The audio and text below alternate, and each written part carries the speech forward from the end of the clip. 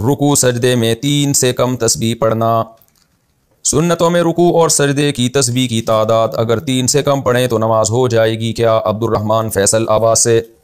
دیکھیں رکوع اور سجدے میں اگر ایک دفعہ بھی تسبیح نہ پڑھیں تو بھی نماز ادا ہو جائے گی، کیونکہ رکوع اور سجدہ کرنا نماز کے ارکان میں سے ہے، اس کے اندر تسبیح پڑھنا نماز کے ارکان میں سے نہیں ہے، بلکہ تسبیح پڑھنا سنت مؤکدہ ہے۔ تو اگر ایک مرتبہ آپ نے تسبیح پڑھ لی تو سنت مؤکدہ ادا ہو جائے گی، 3 دفعہ پڑھنا سنت ہے۔ تو نماز میں کنجوسی نہیں کرنی چاہیے۔ کتنا ٹائم لگتا ہے؟ نبی صلی اللہ علیہ وسلم کا عام معمول تو یہی تھا کہ 3 دفعہ آپ سنت تسبیحات کم سے کم پڑھا کرتے تھے۔ تو اس لیے تسلی سے سجدے میں 3 دفعہ سبحان ربی الاعلیٰ اور رکوع میں 3 دفعہ سبحان ربی العظیم یہ کم سے کم پڑھا کریں۔ بہرحال کبھی جلدی ہو ایک دفعہ بھی پڑھ لی تو بھی نماز ادا ہو جائے گی، لیکن تسلی سے پڑھیں، اسپیڈ نہ ماریں۔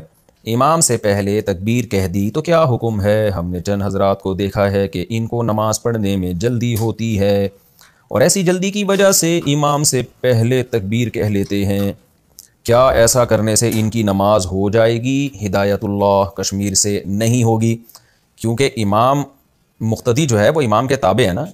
امام پہلے اللہ اکبر کہے گا، نماز میں داخل ہوگا تو پھر آپ امام والی نماز میں اللہ اکبر کہہ کے داخل ہوں گے۔ امام نے تکبیر پہلے کی، آپ نے پہلے کہہ دی تو اس کا مطلب آپ تو نماز آپ نے شروع کر دی ہے، امام بعد میں، تو پھر اقتدا کس کی ہو رہی ہے؟ تو اقتدا ہی فاسد ہو جائے گی، اس لیے نماز نہیں ہوتی۔ اور جن کو امام سے زیادہ جلدی ہوتی ہے وہ ویسے بھی بڑے بیوقوف ہوتے ہیں، اس لیے کہ سلام تو آپ نے جب بھی پھیرنا ہے جب امام نے پھیرنا ہے، امام سے پہلے تو آپ گھر جا نہیں سکتے، تو نماز ختم نہیں کر سکتے، تو جلدی کرنے کا فائدہ کیا ہے؟ تو عجیب سی بات ہے یہ۔ نماز میں اف یا آہ کی آواز نکالنا۔ اچھا یہ جو امام سے پہلے تکبیر ہے نا، تکبیر تحریمہ کی بات ہو رہی ہے۔ اگر رکوع سجدے کی تکبیر کسی نے امام سے پہلے کہہ دی تو گناہ تو ہوگا لیکن نماز نہیں ٹوٹے گی اس سے۔ اچھا بھائی، نماز میں اف یا آہ کی آواز نکلنا، اگر کوئی نماز میں درد یا تھکاوٹ کی وجہ سے اف یا آہ کی آواز نکالے تو اس سے نماز پر کوئی اثر پڑے گا؟